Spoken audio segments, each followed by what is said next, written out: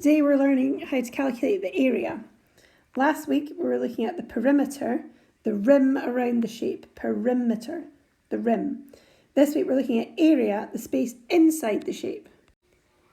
To find the area, you multiply the length, 7, by the breadth, 4.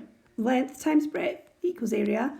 7 times 4 equals 28 centimetres squared.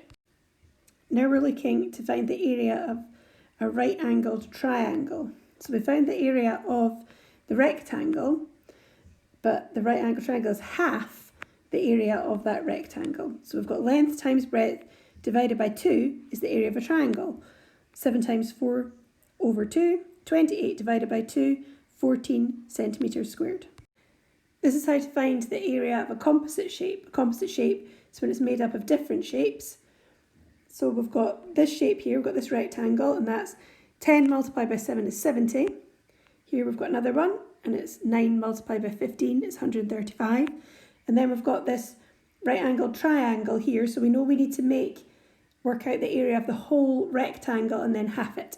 So what 7 times 5 over 2, 35 divided by 2 is 17.5. If we add those up, we get a total of 222.5 centimetres squared. Remember, write the date and Walt. If you're stuck, watch the video again. In question 2, look carefully at the measurements.